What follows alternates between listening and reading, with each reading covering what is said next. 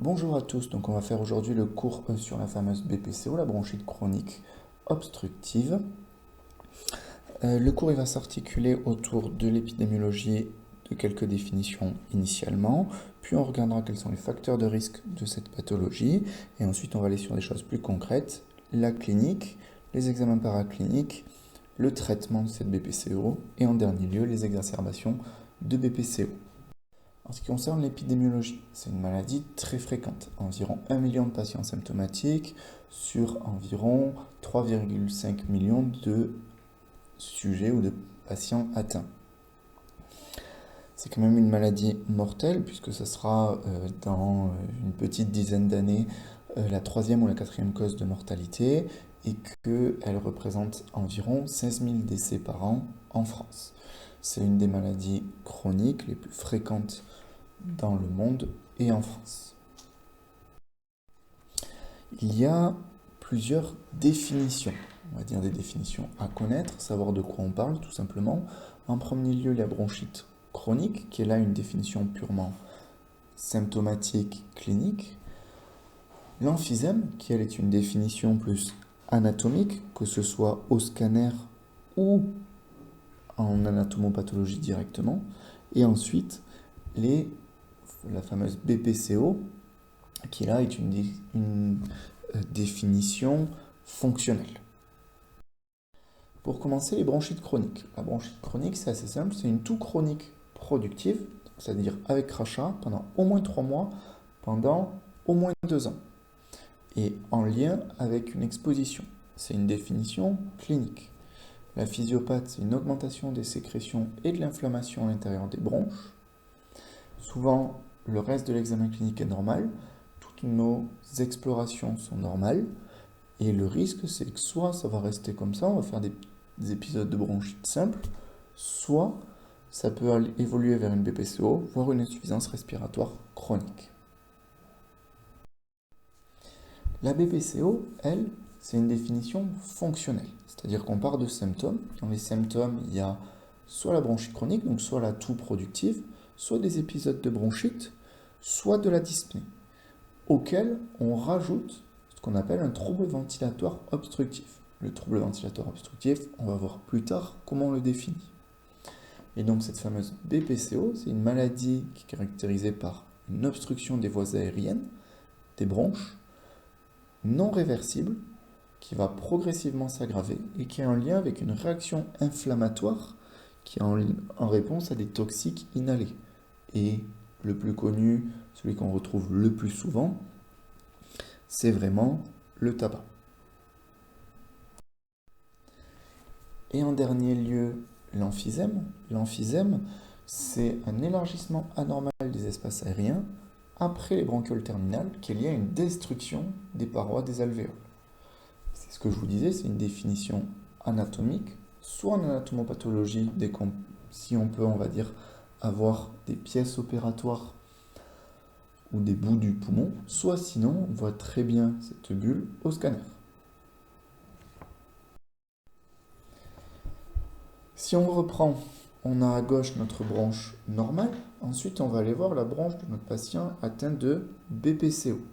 Notre patient atteint de BPCO, il va avoir principalement deux choses. Il va avoir une muqueuse hypertrophiée, qui est liée à une inflammation liée à l'agression, principalement le tabac, mais pas que. Et cette muqueuse hypertrophiée va avoir comme conséquence de diminuer le calibre des bronches.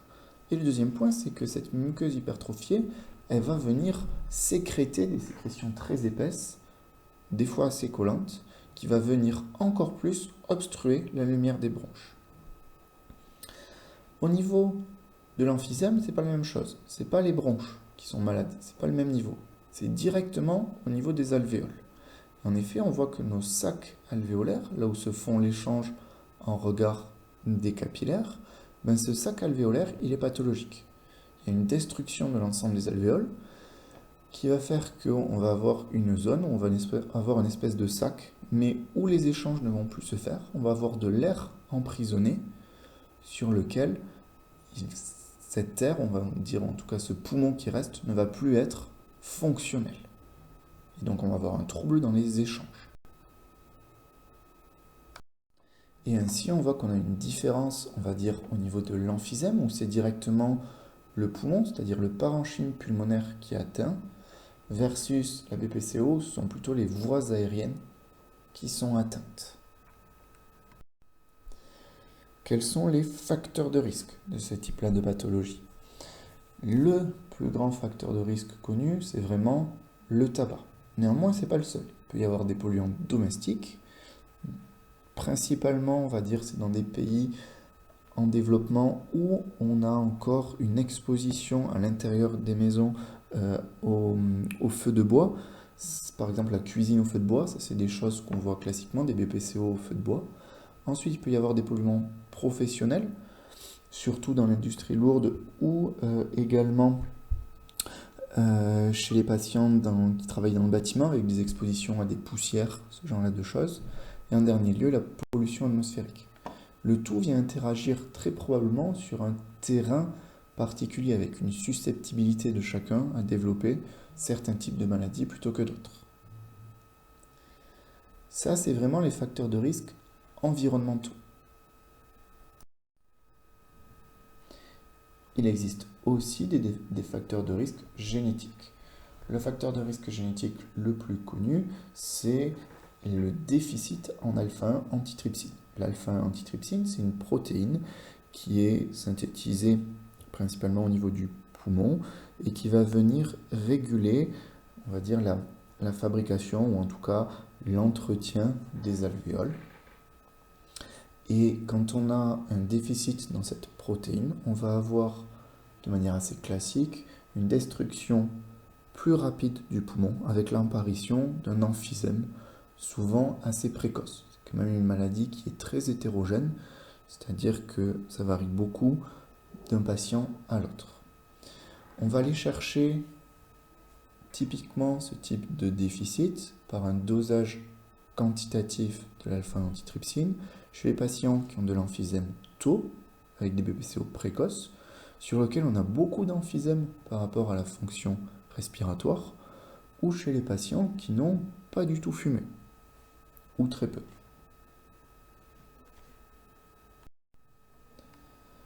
Et donc, on voit que notre agent toxique, principalement le tabagisme, mais les autres, peuvent avoir plusieurs pathologies respiratoires qui vont être associées. Il peut y avoir des bronchites chroniques, avec surtout une clinique importante, une BPCO avec une clinique et une atteinte fonctionnelle franche, un emphysème avec surtout une atteinte au niveau du scanner, mais il peut y avoir aussi une atteinte fonctionnelle. Ces trois peuvent venir s'inclure ensemble. On peut avoir une bronchite chronique avec une BPCO, on peut avoir une BPCO, on va être essoufflé, on va être peu sécrétant, on peut avoir une BPCO avec de l'emphysème. Et le risque de tout ça, c'est l'évolution vers une insuffisance respiratoire chronique. Maintenant qu'on vient de voir les facteurs de risque, on va aller s'intéresser à la clinique, c'est-à-dire aux signes qu'on peut avoir sur la BPCO ou sur les bronchites. Alors, les examens cliniques sont souvent assez sommaires, c'est-à-dire que chez un patient à l'état stable, on a peu de signes, en tout cas l'examen clinique de cette BPCO. On peut avoir principalement, on va dire à la clinique, deux grandes choses. La toux, les expectorations. Alors, c'est des patients qui vont être tousseurs chroniques, qui vont cracher de manière régulière et donc pouvoir avoir une bronchite chronique. Le deuxième grand autre symptôme clinique sur lequel il va falloir explorer les patients et envisager ce type-là de pathologie, c'est l'essoufflement. C'est avec l'essoufflement chez les patients, surtout tabagiques, ou alors avec des expositions particulières. L'essoufflement va plutôt signer la BPCO et l'emphysème, là où la toux et l'expectoration va plutôt signer la bronchite chronique.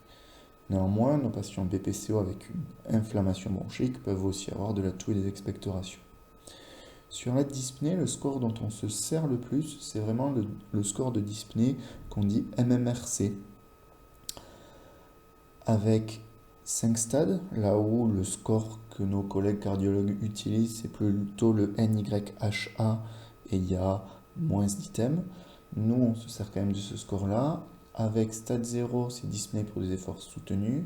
1 à la marche rapide ou en pente, 2 sur terrain plat quand on suit quelqu'un de son âge, 3 c'est qu'on s'arrête au bout de quelques minutes ou quelques centaines de mètres, 4 c'est une dyspnée au moindre effort. Ce qu'on peut avoir comme autre signe, ça va surtout être à l'inspection, ce qu'on appelle la distension thoracique. On a vu que quand on avait de l'emphysème, on avait des zones du poumon qui étaient abîmées, avec ces fameux sacs d'emphysème, où on a de l'air qui est dit de l'air piégé, qui va rester à l'intérieur du poumon, et qui va avoir tendance à être plus gros que les alvéoles, à avoir plus d'air à l'intérieur. Et du coup, on va avoir ce fameux air piégé avec le poumon qui va devenir entre guillemets un petit peu plus gros. C'est ce qu'on appelle de la distension thoracique, le fait d'avoir le poumon plus gros et donc le thorax, on va dire, un petit peu particulier. On peut bien entendu avoir des patients avec la tendance à un léger surpoids comme sur la gauche, ou des patients plutôt dénutris comme sur la droite. Cette distension thoracique à l'examen clinique, c'est quand on a un patient qui a un thorax qu'on dit en tonneau, assez volumineux, avec souvent les diamètres. Nous, on voit qu'on a le diamètre entre les deux côtés qui est plus large, en tout cas qui est plus important que le diamètre entre l'avant et l'arrière. Et là, les diamètres vont être plutôt égalisés.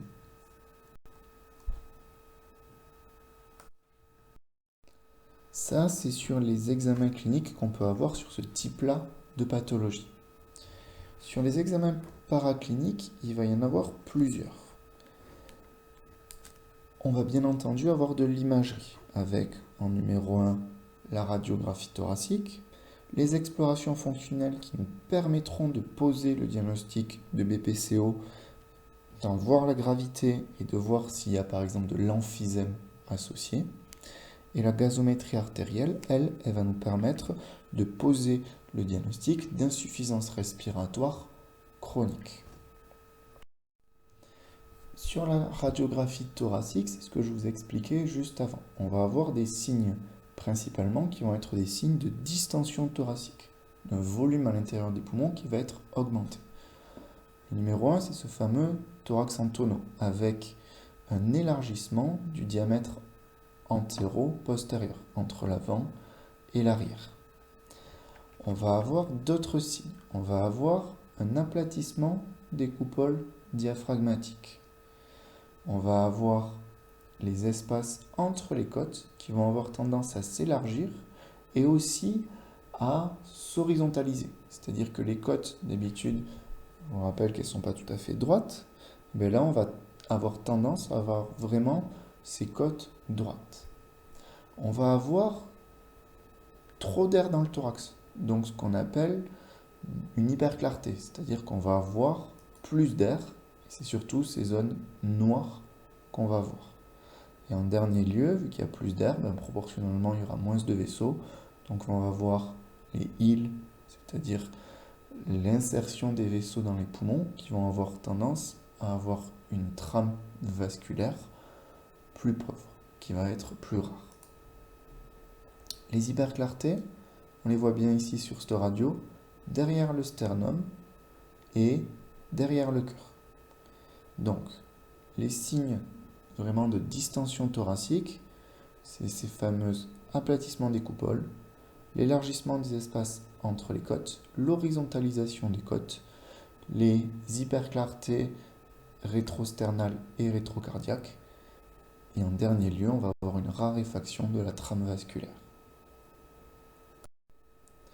Le scanner thoracique, il va nous montrer les mêmes choses, mais entre guillemets, en mieux. Donc on va pouvoir beaucoup plus facilement voir les bulles d'emphysème. Ici on voit qu'il y a des bulles d'emphysème, des zones qui sont trop noires, qui sont hyper claires.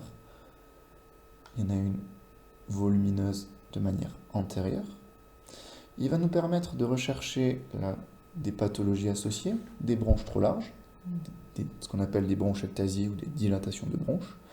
Et puisqu'on a des patients fumeurs, il va bien entendu falloir faire le dépistage du cancer du poumon. Les patients qui sont atteints de BPCO, c'est des patients qui font plus fréquemment des cancers du poumon. Donc il va falloir qu'on aille les dépister. On peut faire des scanners de manière assez répétée dans le temps.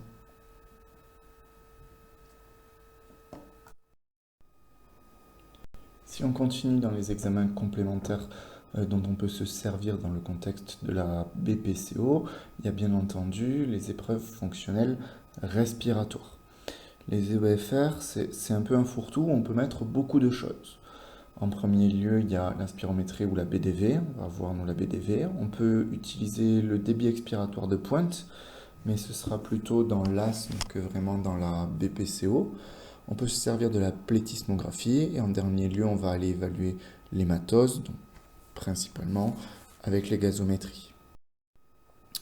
Les EFR, je vous rappellerai qu'elles permettent de rechercher plusieurs types de troubles ventilatoires. Le premier, celui qui nous intéresse dans le contexte de BPCO, c'est le trouble ventilatoire obstructif. Il se définit par un rapport de Tifno inférieur à 70%, qui peut être associé, on va dire par définition, à un VEMS diminué. Il peut y avoir des troubles ventilatoires restrictifs. Le trouble ventilatoire restrictif, lui, c'est plutôt une diminution des capacités totales du poumon, ce qu'on appelle la CPT, qui va être inférieure à 80%. Et il va s'associer de manière logique une diminution de la capacité vitale, de la CV.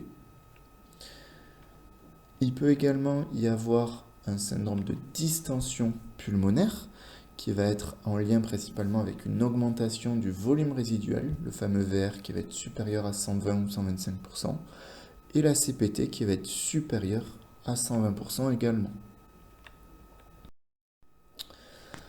Là, on est devant, on va dire, une EFR un petit peu basique, ce qu'on voit habituellement pour nos patients BPCO. On voit que la courbe, elle est, on va dire, plutôt diminuée de manière globale, mais il y a aussi un aspect creusant qui est assez pathognomonique de la BPCO.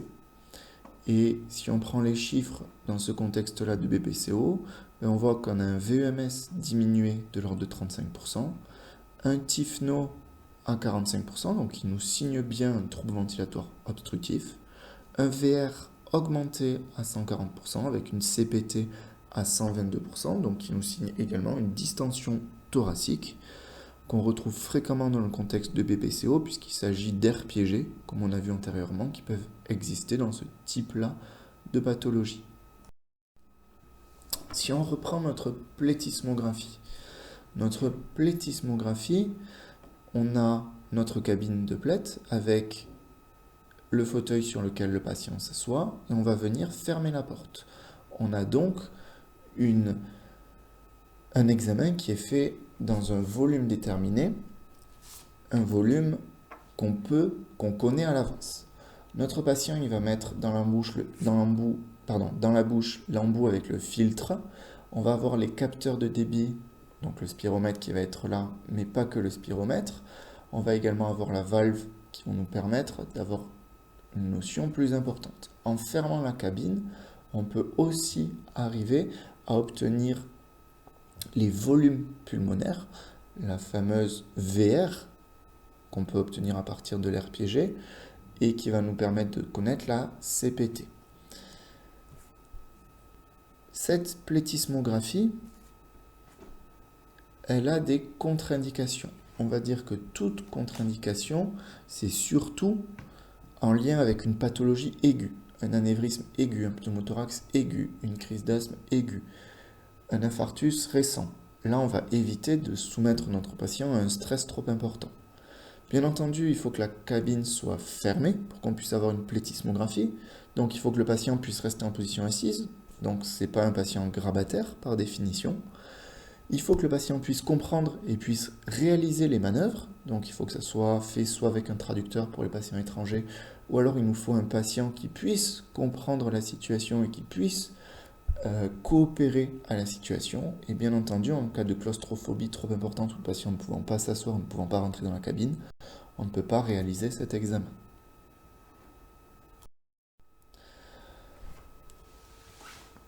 La sévérité de la BPCO va être estimée grâce à notre VEMS. On a notre classification, qui est la classification que je vous présente, qui s'appelle la classification de Gold, qui permet de classifier les patients en stade de 1 à 4, de léger à très sévère. Et on voit que ça va dépendre entièrement et totalement du VMS. Léger, VMS bon, supérieur à 80%, dyspnée peu importante. Et plus on va aller vers un stade sévère, voire très sévère, plus il va y avoir un retentissement avec une dyspnée au moindre effort et une altération de la qualité de vie. Le stade 2, c'est pour un VMS entre 50 et 80%, le stade 3 sévère entre 30 et 50%, le stade 4 très sévère inférieur à 50% ou inférieur à 30% ou inférieur à 50% avec des signes d'insuffisance respiratoire. Ce stade, donc la classification Gold, ces stades-là, ça nous donne uniquement et simplement une idée de la fonction respiratoire du VMS du patient. On peut bien entendu rajouter d'autres choses pour évaluer la sévérité de la BPCO, principalement le nombre d'exacerbations, le test de marche, la dénutrition ou d'autres scores de dyspnée. Quelle est maintenant l'évolution d'une BPCO? L'évolution d'une BPCO, elle va être, on va dire, en l'absence de prise en charge ou si le patient refuse une prise en charge efficace, vers l'apparition d'une insuffisance respiratoire chronique qui peut être marquée par une polyglobulie à la prise de sang, l'apparition d'une hypertension pulmonaire. Cette insuffisance respiratoire chronique, elle va avoir des traitements spécifiques, la réhabilitation respiratoire, l'oxygène, voire la ventilation non invasive ou, dans certains cas, la trachéotomie pour faire une ventilation invasive, voire dans des cas encore plus rares, une transplantation pulmonaire.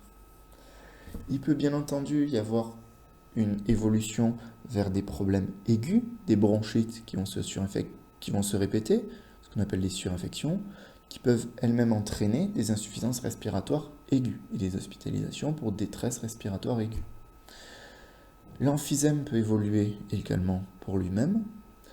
On a vu qu'il y avait d'autres problèmes qui étaient associés à ce type-là de pathologie. Un, c'est les patients exposés au tabac, donc plus un risque de faire des cancers. Bien entendu des cancers pulmonaires, mais pas que. Il peut y avoir des cancers de vessie, il peut y avoir des cancers du rein, il peut y avoir d'autres types de cancers.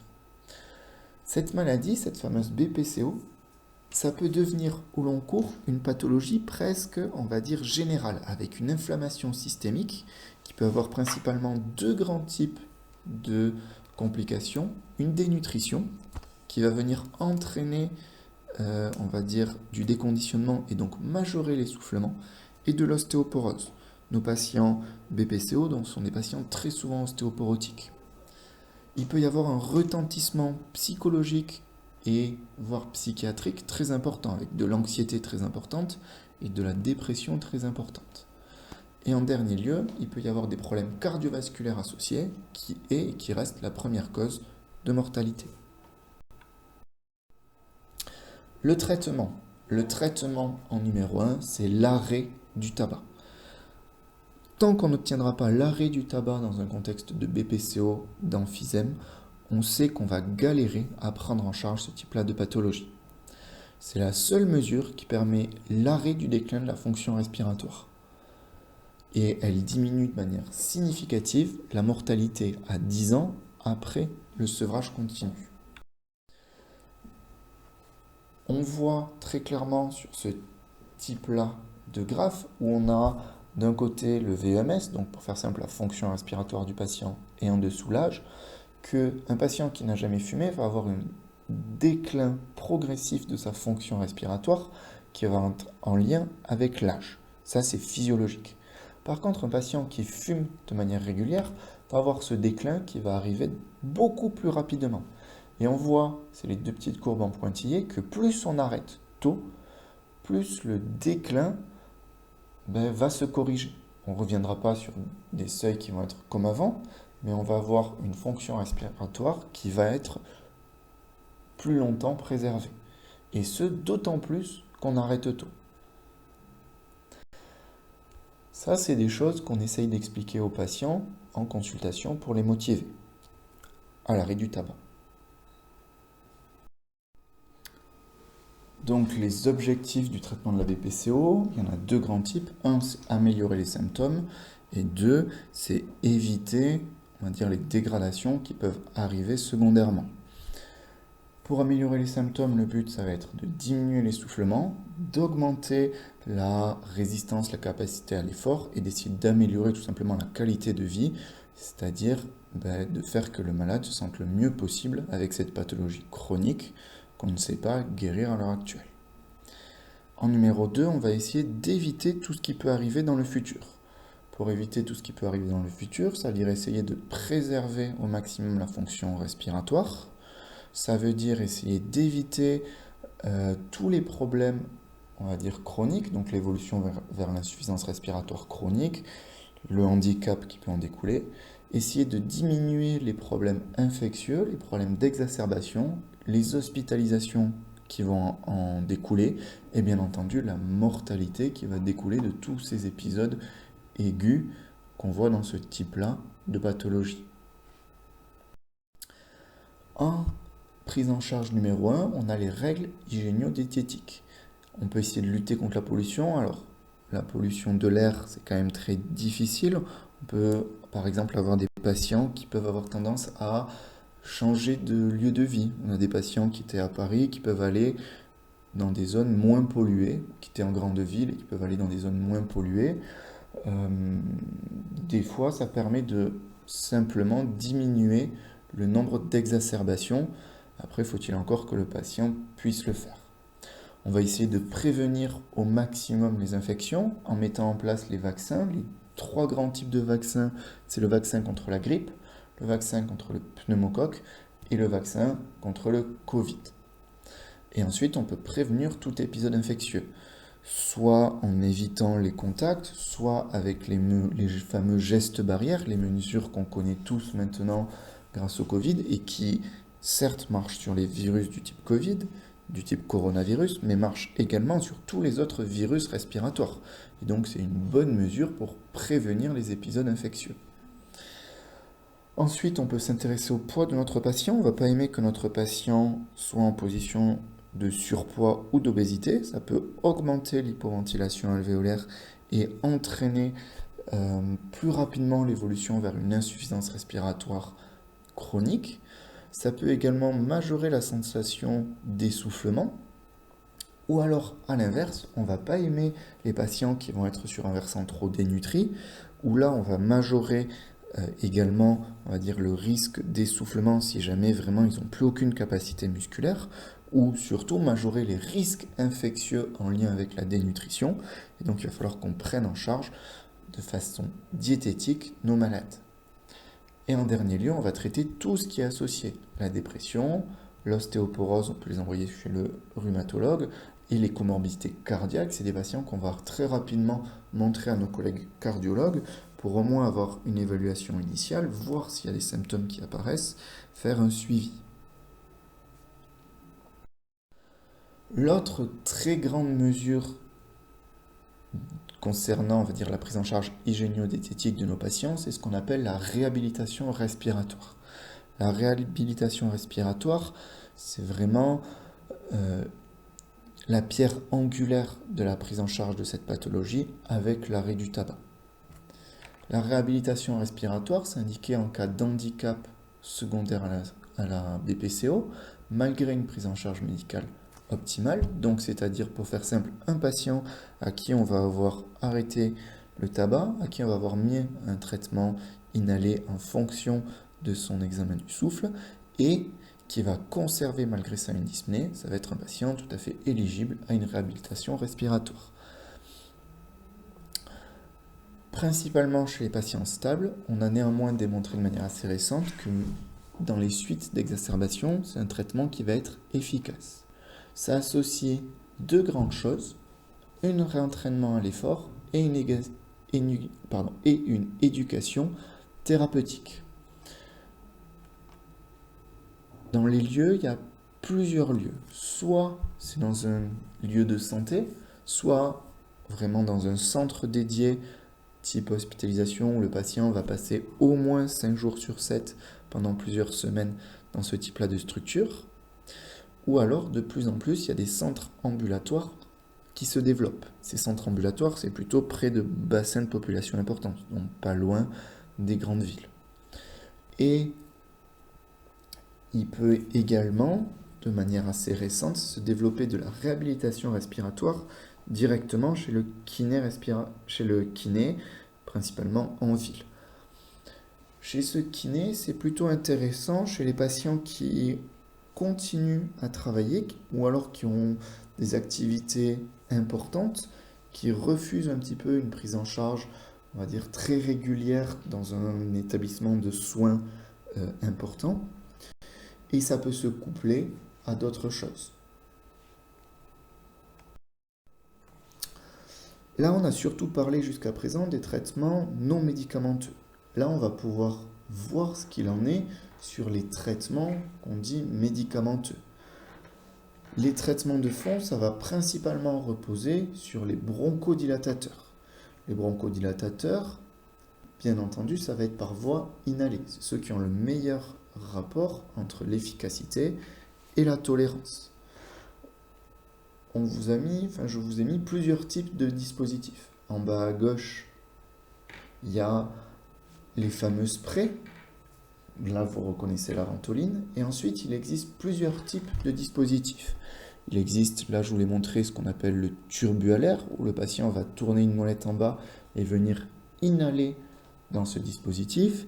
Il existe le dispositif endialaire, avec des petites gélules sur lequel le patient va venir percer la gélule dans son dispositif endialaire et inhaler derrière. Ensuite, juste à côté du dispositif endialaire, vous avez les dispositifs Respimat, où on vient retirer le capuchon là qui est vert au-dessus, on arme la dose en bas et où le patient va venir inhaler en appuyant sur un petit bouton pour déclencher la dose. Donc là, on voit déjà qu'on a besoin de la coordination main-bouche, comme dans le dispositif de type spray sur la ventoline. Il existe d'autres dispositifs type prise à l'air ou aérolyseur. Ça, c'est, on va dire, surtout sur lequel le patient est habitué, lequel le patient sait se servir. Est-ce qu'il a besoin de la coordination main-bouche? Ça nécessite donc une éducation qui peut être faite par le pneumologue en consultation, par le médecin traitant, mais également on a des infirmières dans certains centres qui sont tout à fait habitués à ce type-là de dispositif et qui vont venir éduquer, revoir les prises avec le patient. Ça nécessite une vérification régulière de ces techniques d'inhalation. Bien entendu, on s'adapte à notre patient. Notre patient qui est grabataire, on ne va pas mettre la même chose. Notre patient qui a des troubles psychiatriques ou des troubles psychologiques, qui a du mal à comprendre certains dispositifs, on va aller sur des choses simples. On peut avoir recours, un petit peu comme dans l'asthme, aux chambres d'inhalation. Quel type de molécules est-ce qu'on va mettre? On a deux grands types de molécules qui sont indiquées en première ligne, ce qu'on appelle les bêta-2 de longue durée d'action, qui vont principalement être efficaces sur la dyspnée et sur la qualité de vie. Ils peuvent être de longue durée d'action, on va devoir les mettre 2 fois par jour, ou de très longue durée d'action, on va devoir les mettre 1 fois par jour. Les deuxièmes types de molécules dont on peut se servir grandement, ce sont les anticholinergiques, tout en, bien entendu en longue durée d'action et bien entendu inhalés. Les anticholinergiques vont être un petit peu plus efficaces sur les exacerbations. On peut venir combiner les deux, mettre des bronchodilatateurs de longue durée d'action et des anticholinergiques. On peut également venir mettre en place des corticostéroïdes inhalés. Ça, c'est la grande différence des traitements avec l'asthme. Les corticostéroïdes inhalés ne sont pas les traitements numéro 1 de la BPCO en chronique. C'est vraiment d'abord les bronchodilatateurs, puis, si jamais on ne s'en sort pas, on peut venir mettre les corticostéroïdes inhalés. Les corticostéroïdes inhalés vont avoir une efficacité sur les exacerbations, principalement infectieuses. Leur petit risque, c'est qu'ils ont montré un risque supplémentaire de faire des pneumonies. Et on peut avoir des patients à qui, entre guillemets, ils ne vont plus faire de bronchite, qui ne vont pas faire de pneumonie. Donc là, on va maintenir ce type-là de traitement. Par contre, on a des patients qui vont venir faire de manière un peu plus fréquente des pneumonies. Et là, clairement, on va arrêter ces corticostéroïdes si on a une augmentation du nombre de pneumopathies. Les mucomodificateurs, ce qu'on appelle les mucolytiques, typiquement c'est le mucomyste, on n'a aucune preuve de leur efficacité dans ce type-là de pathologie. On ne s'en sert que de manière très marginale. Ce qu'il faut garder à l'esprit, c'est que les traitements qui vont venir modifier la respiration sont de manière, on va dire, générale et globale, des médicaments qui vont être contre-indiqués, principalement les morphiniques. On sait également que les antitussifs, tous les sirops, sont des dérivés de la morphine. Donc on va essayer d'éviter de s'en servir. Même chose, on évite au maximum de se servir des benzodiazépines. Ça peut nous arriver de nous en servir et dans ce cadre-là, on se sert des molécules qui ont les demi-vies les plus courtes, c'est-à-dire qui vont être éliminées le plus rapidement par l'organisme. Donc, on va pouvoir adapter nos traitements qu'on va mettre en place en fonction de la sévérité du malade. Je vous rappelle que la sévérité, ça découle principalement du VEMS, néanmoins pas uniquement et simplement. Si on reprend un petit peu tous les traitements qu'on a, on peut bien entendu pour tous les patients discuter de l'éviction, c'est-à-dire de retirer les facteurs de risque, que ce soit professionnels, environnementaux et bien entendu le tabac. On va bien entendu vacciner au maximum tous nos patients. On peut mettre en place des bronchodilatateurs de courte durée d'action à la demande. Si le patient fait des efforts qui se jugent symptomatiques, c'est-à-dire s'il a des sifflements, s'il est gêné à l'effort, il va pouvoir prendre des petites doses de ventoline, qui est le bronchodilatateur de courte durée d'action.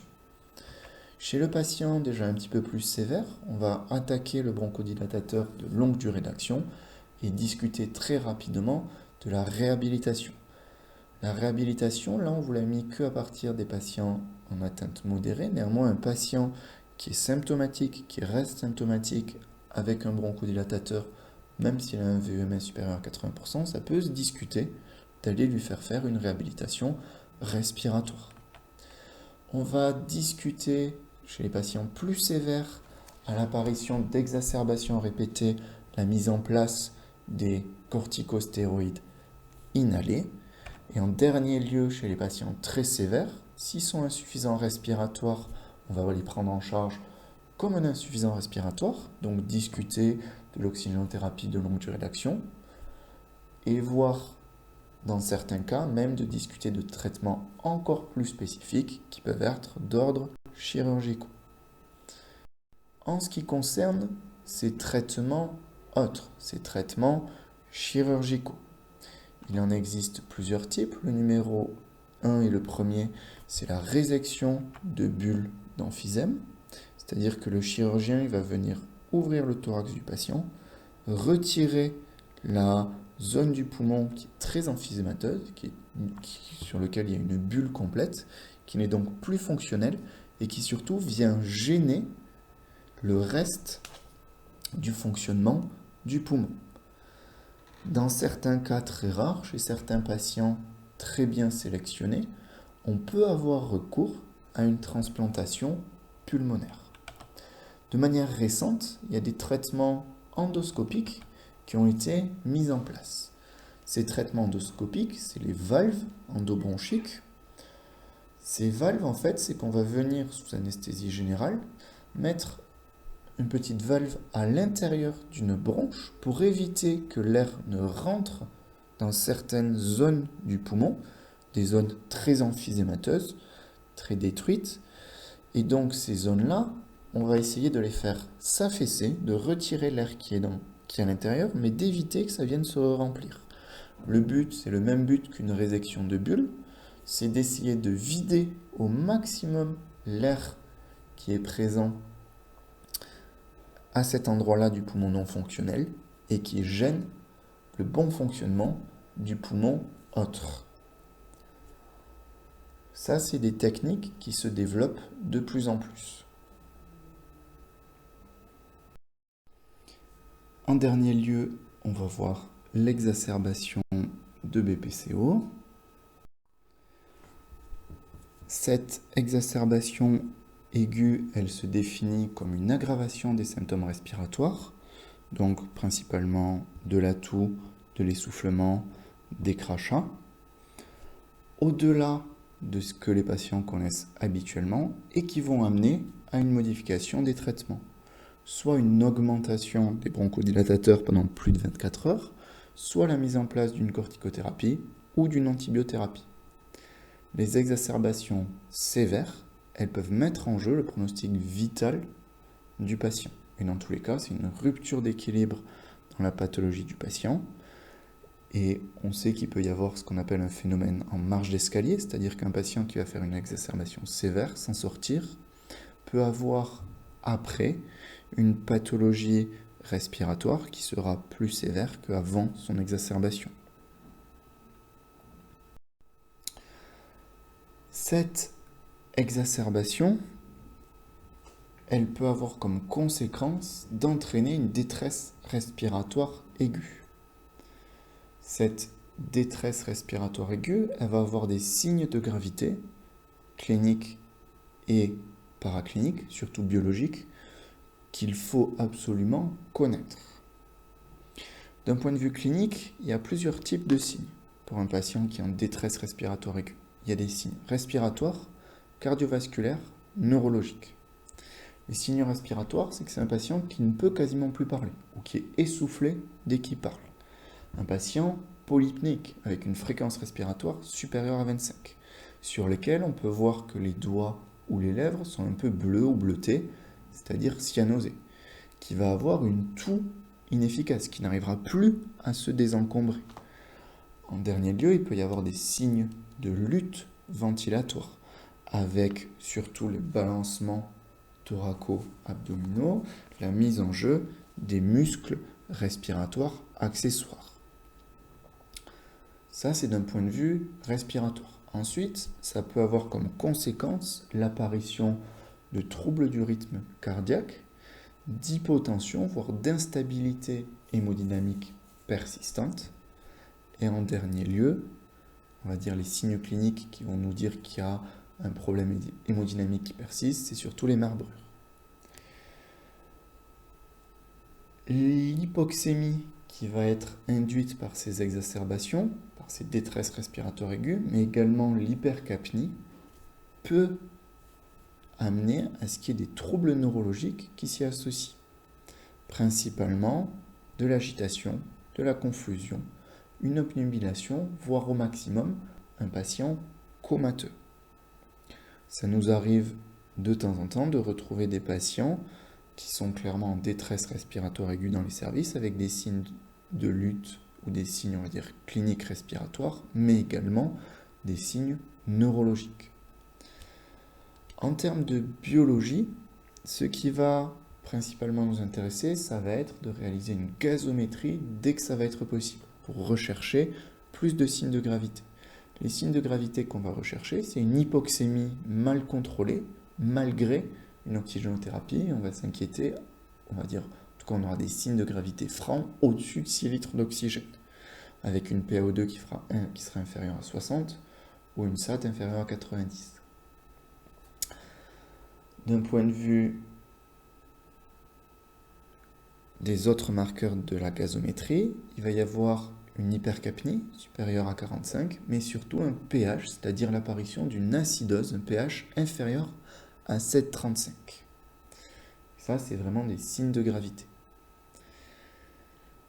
L'évolution, en l'absence d'amélioration sous traitement, c'est un critère de gravité, c'est une urgence vitale.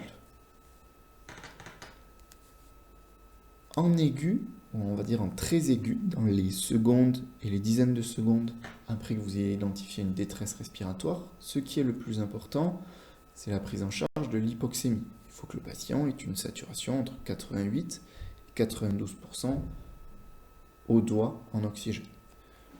Secondairement, dans les dizaines de secondes qui suivent et les minutes, on va aller s'intéresser à la capnie. Et l'urgence absolue, c'est l'hypoxémie, avec le risque, en cas d'hypoxémie trop profonde, de faire un trouble du rythme, voire un arrêt cardiaque hypoxique. Et secondairement, on s'intéresse au gaz carbonique pour prendre en charge cette hypercapnie et corriger les troubles neurologiques ou les signes de détresse respiratoire qui peuvent en découler. On vous a remis, on va dire, des images cliniques des signes qu'on peut avoir. En haut à gauche, c'est clairement des marbrures avec des zones rouges qui là sont au niveau de l'abdomen, qui peuvent être surtout au niveau également des genoux. C'est pour ça que de temps en temps, vous nous verrez aller examiner les jambes et les genoux des patients. À droite, on a des cyanoses au niveau des doigts. En bas, à gauche, on a des cyanoses des lèvres. Et à droite, on vous a mis deux choses. Un, une turgescence jugulaire. Et juste après une turgescence jugulaire, on voit que le patient, on voit très bien les muscles et surtout le sternocléidomastoïdien. Donc c'est probablement un patient qui a une turgescence jugulaire et un tirage susclaviculaire. Quelles sont les causes des exacerbations de BPCO? Il en existe des nombreuses. En numéro 1, c'est une infection qui est très souvent respiratoire. Ça nous arrive d'avoir des patients qui font des exacerbations de BPCO sur des causes infectieuses non respiratoires, sur des problèmes d'infection de la vésicule biliaire, d'infection urinaire, d'infection cutanée. Et donc on va aller chercher principalement à documenter ces infections avec des prélèvements infectieux, mais surtout une prise de sang pour aller chercher un syndrome inflammatoire et un prélèvement des crachats.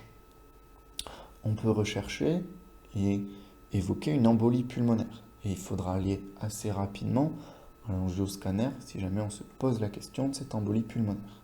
Il peut y avoir un pneumothorax. Et là, on va aller réaliser une radio thoracique.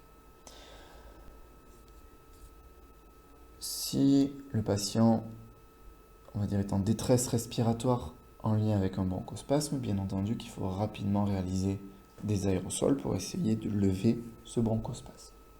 Il faut essayer de rechercher la prise de médicaments sédatifs, rechercher d'autres causes de détresse respiratoire, que ce soit une cause cardiaque ou une cause traumatique.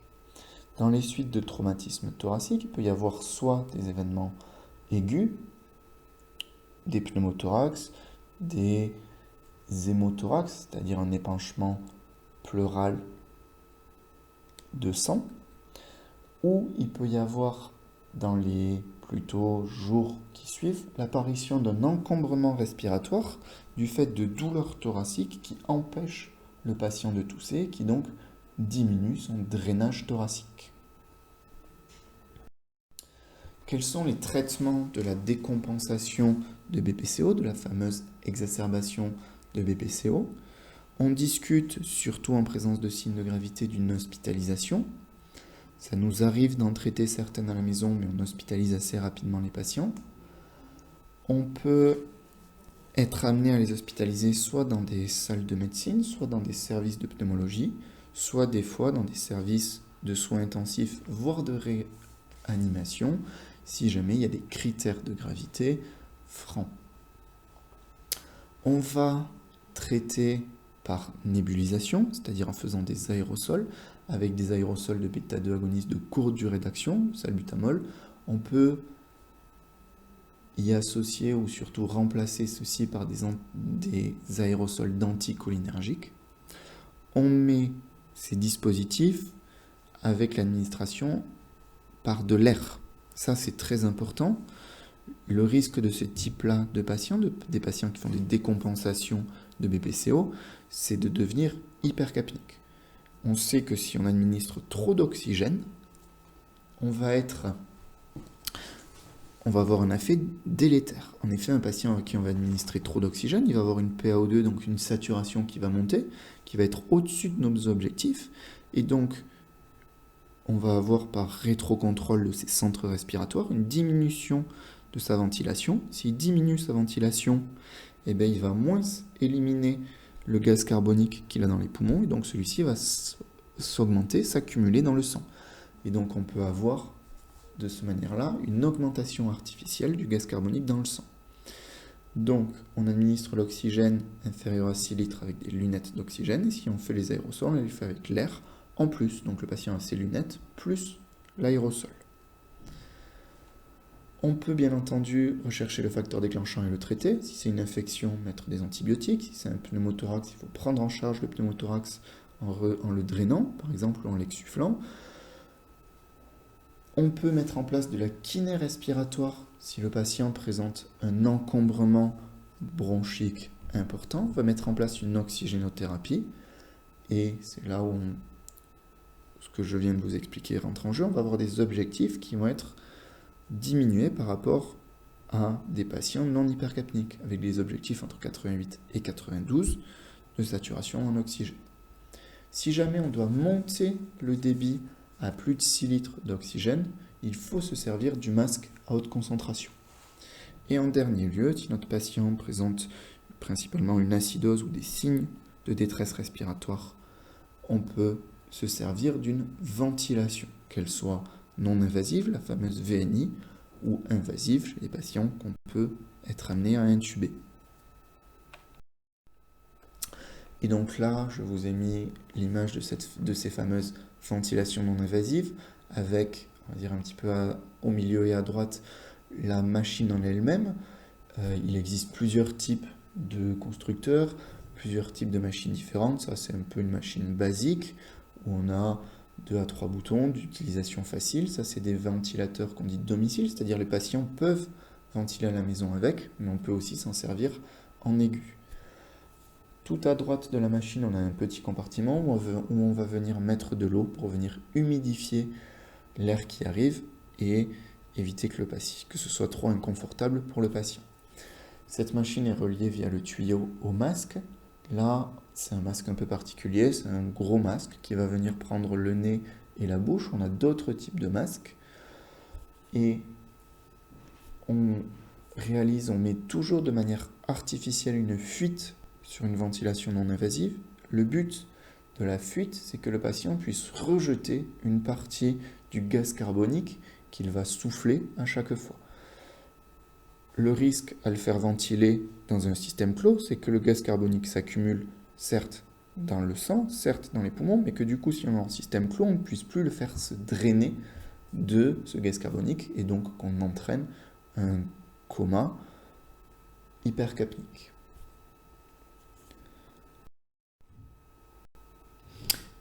Et je vous remercie pour votre attention et ce cours sur la BPCO est donc terminé.